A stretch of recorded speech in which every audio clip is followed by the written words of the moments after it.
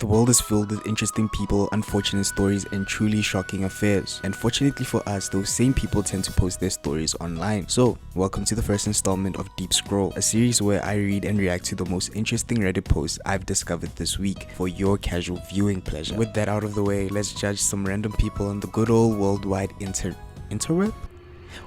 World Wide Web. Okay, for the first story we got, am I the asshole for throwing my sister in the pool but not letting her boyfriend throw me in the pool? So I, male 27, and my sister, female 19, are at a barbecue at our parents' house with just family and close friends. We are getting out of the pool and she is mostly dried off when she says she's starving and about to destroy some barbecue. We have an inside joke that even though she's pretty skinny, mom is super stressed about her gaining weight because her dad is overweight. So I make fun of her mom sometimes when my sister brings up food, which is really just an attempt to shame her into not body shaming my sister. So in this case, I go, whoa, did you clear that with mom first? To which she says, shut the fuck up, you slur. I guess the F stands for get.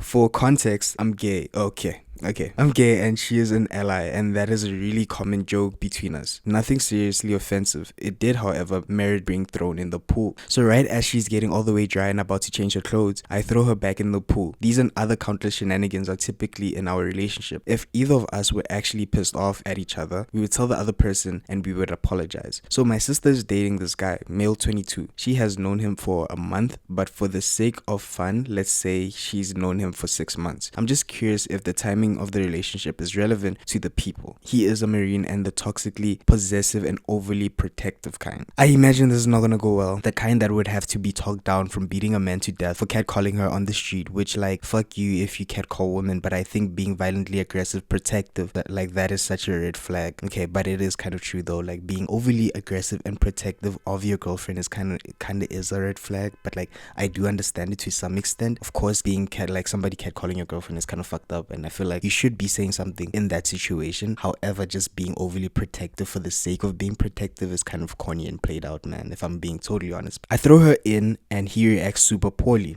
which we all expected. He immediately stands up and mean mugs me and is walking to me, clearly about to throw me in the pool. Okay, I see him coming and I'm like, don't, and he keeps walking my way and I'm like, I'm so serious, don't put your hands on me. Okay, so now it's becoming a thing, right? And now people are paying attention. It's a scene. Yeah, of course it is.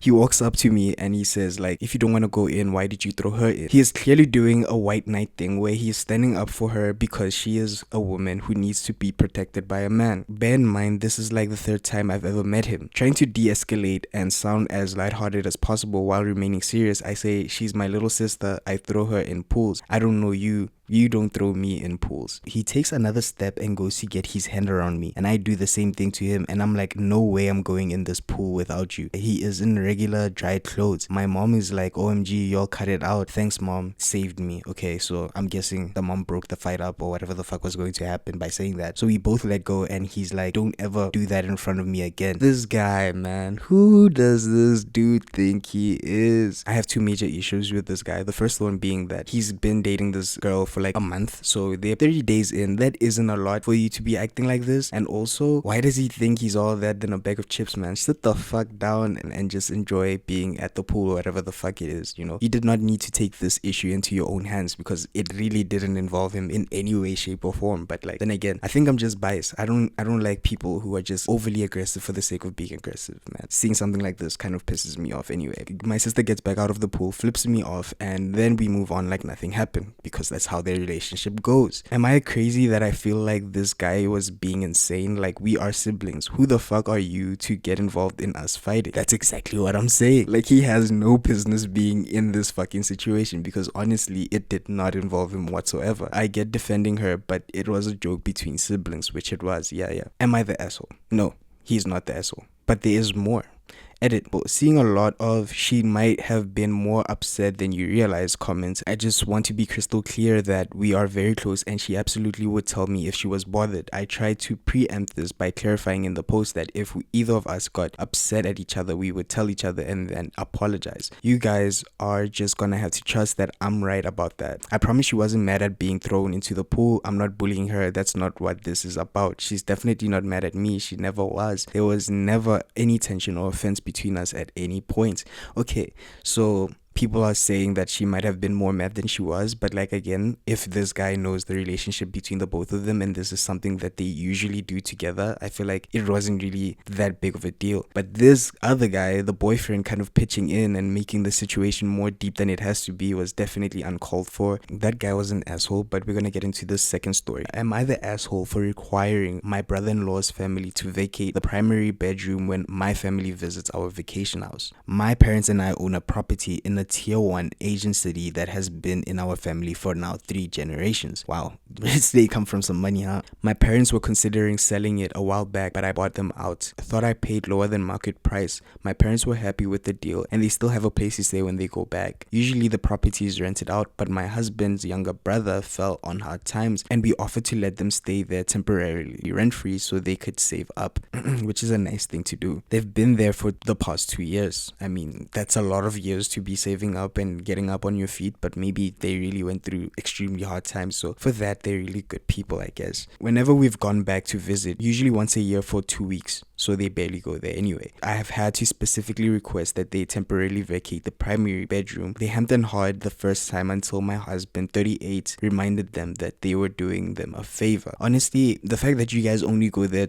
only 2 weeks in a year and they still complained when you needed the bedroom for like the 2 weeks that you're gonna be there is kind of selfish from their part. I don't know. This year we're not going back, but my parents are. I gave them half a year heads up on the dates my parents were going. Last week I got a call from my parents saying they were staying in a hotel. Apparently they arrived and my brother-in-law and sister-in-law said they were hosting friends and the only space available was the home office with a pull-out couch. That is mad disrespectful. Oh my fucking gosh, man. Oh fuck, I would kick them out just for that, honestly. Like, you come into my house. First of all, I'm generous enough to give you my house basically rent-free for 2 whole years, right? And I feel like for 2 years you should have been able to get back up on your feet, but like that's neither here nor there. I give you my house for 2 years and then the one time that I tell you in advance even that hey, my parents are going to stay here for however long, and the day that they come there you tell me that you have your friends over and you're gonna make my parents sleep in the home office is crazy work, man. That's so disrespectful. My parents are in their 70s and did not want to fight with them, obviously. And honestly, how do you make 70-year-olds sleep on a fucking pull-out couch in a home office in a house that isn't even yours? My parents are in their 70s, did not want to fight them after a long flight, and also did not want to antagonize my relationship with my in-laws, so they decided to move to a hotel. I was furious typing this, which I understand.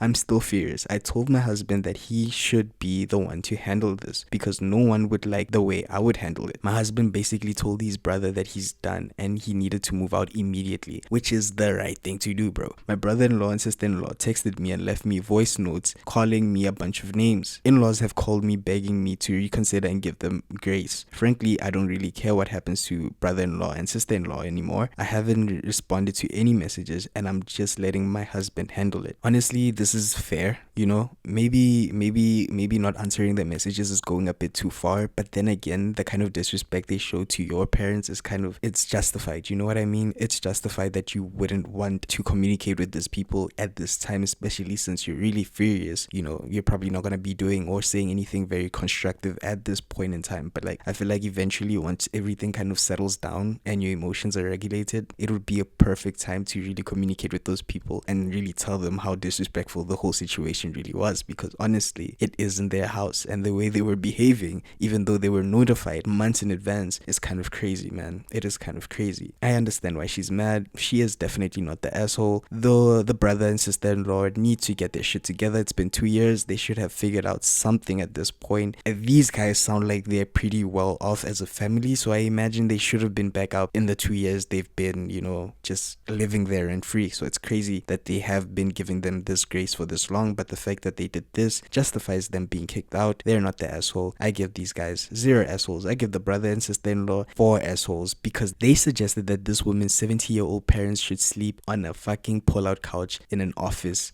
This is the third story.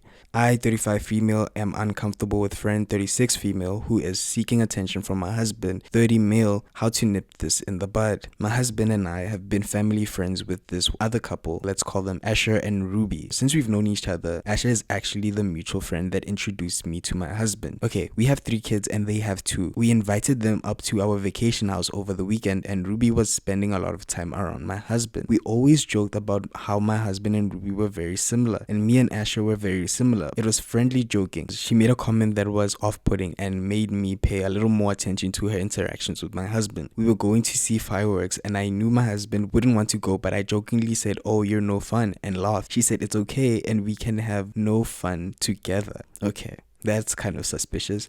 After that comment, I noticed she was conveniently wherever my husband was. She was almost following him around. I imagine she meant always following him around. I brought it up to my husband and at first he got very defensive and said I was being ridiculous. But he started to notice it too. He told me about how she offered to make him breakfast one morning and made sure to say it right when I was walking by. I didn't hear it at the time. She wasn't making breakfast for anyone else. He felt uncomfortable by how she was always there around him. Clearly this lady is trying to make some moves on this lady's husband, right? Her marriage is not the greatest. Okay. So she's looking for alternatives, I guess, trying to break up another relationship. That's kind of fucked up in my opinion, but anyway. And I think she's just seeking validation and attention from my husband. My husband is too nice and won't be confrontational, but I trust him. I don't know if I trust her though. Our families spend a lot of time together and go to each other's birthday parties. I don't want the kids to lose friends because of this. I don't want my husband to be around her without me as well, but I work some weekends, so that could be tough. Okay, so clearly there's a lot going on here, right? I feel like as somebody who feels like they can't trust this lady around their husband and still trying to accommodate her into their lives is kind of crazy work from my perspective. Like, yes, the kids can make other friends. Your husband, you trust him, but then again, you can't leave your husband with that lady for the weekend because you think it's going to be tricky. So in some regards, you do not trust your husband because it's like, okay, if you trusted your husband, you could just let him be with that lady because you know that he wouldn't do anything anyways. It doesn't make sense from that perspective. And the kids not having friends is like the kids will make new friends. You do not need to keep these people into your lives if they make you feel uncomfortable, and it's like you making accommodations around them is crazy work. But hey, everyone, for each their own, right? For each their own. I checked her Instagram and found it very odd that she didn't like my posts over the past years, but liked almost every single one of my husband's posts. The last post she liked of mine was from last Father's Day. I posted what a great dad my husband is. That's crazy. That is crazy. Oh my god, man. And she's so blatant about it as well. Like, she wasn't trying to hide it. It's crazy that she's only noticing this right now. Like, honestly, I don't have any advice on how to handle a situation like this. Like I'm saying, you trying to accommodate her into your life is kind of it's kind of like it wouldn't work, considering that you're trying to be nice, but then you know that this person is actively trying to, like, you know, sleep with your husband or whatever the case might be. So being kind of like non-confrontational about it isn't the best way to go about it, and being oddly like passive aggressive or just really nice and trying to be like sugarcoat the whole situation isn't gonna work for you either way. So it's like you either have to tell the truth and be straightforward with this person and cut them off out of your life, because honestly, if they're making you that uncomfortable, there is no point in having them around, or you just act like nothing's happening and you are the good person who keeps inviting her to the parties and consistently acting as the police guard over your relationship, because every time she's around you need to keep an eye out in order to see that she's not doing any type of slick shit. So it's like, are you gonna stress yourself or be really confrontational and nip the problem in the bud by pointing it out and then making the decision to cut that person out of your life in order for these things to stop happening? But I don't know, that's just my opinion. Obviously I would take a more direct approach, but I would like to hear what you guys have to say about this, because this is kind of tricky, you know. This is the fourth and final story for this episode. My best friend's wife did something highly unethical at work, and I think I need to report her. Although it's almost certainly will get her fired, how do I navigate not wanting to hurt them with this violation? I'm going to try to make this as straightforward straightforward as possible. Due to my father's recent death, I came into a substantial amount of money. My best friend's wife, who I always consider a friend, works for an estate planning attorney. I have a kid with an ex, 27 female. My ex and my best friend's wife got quite close when my ex and I were together and remained close. I went to my best friend's wife about the inheritance to set up a meeting with her boss to discuss estate planning. I had a good meeting. We had set up a trust for my kids with various contingencies and whatnot. I have not discussed this at all with my ex because I see it as none of her business. Well, my best friend's wife apparently told my ex about the thing I was doing with my estate. My ex called me furious. Just for context, we have split custody, but I pay child support due to making significantly more than my ex, and the inheritance has no impact whatsoever on child support obligations. I told my ex, one, this was none of her business, and two, she has no right to know about that. When I pressed my ex, she admitted my best friend told her. I called my best friend mad myself. His wife eventually called me and apologized. She said she let a few things slip over drinks, and then my ex pressed her and she gave her the details. She begged me not to tell her boss. My best friend made the same request. I love both of these people and understand mistakes can happen, but I am also upset and do not know how to deal with this. Any advice on how to navigate would be appreciated. Out of all the stories that we've read so far, this is, I feel like, the most mild, offense. It is kind of fucked up because your friend did in fact tell your ex about your estate planning, which is, I think, illegal. I don't think you can tell people about the legal contents of somebody's will without their permission, So to some extent, this is really illegal, but then again, these are your best friends and it's your ex, right? So it isn't like they told anyone who would do anything kind of malicious with this information. And I mean, depending on how you and your ex ended off, to some extent, I feel as though you could forgive your friends and kind of maybe shift around your estate based off of the fact that now the information that is in there is kind of like compromised. So if you were going for like some kind of secretive kind of thing, it kind of ruins the whole plan. So you would need to go back and kind of redraft everything, which is kind of unfortunate because it isn't necessarily your fault that this information slipped, and the fact that you might have to pay for this is kind of fucked up. But yeah, man, this is really not the most egregious kind of offense today. Okay, so we've read a couple of stories and went through a roller coaster of emotions. Personally, I kind of like this type of content because I don't necessarily have to think too much about what I have to say. If you really enjoyed the video and you would like to see more content like this from me, make sure you like and subscribe. Comment in the comment section any advice or any thoughts you've had on any stories that I've told, because I told quite a bit of stories. Maybe I could make it longer. But yeah, man, with all that said, I'll see you guys on the next one. Peace.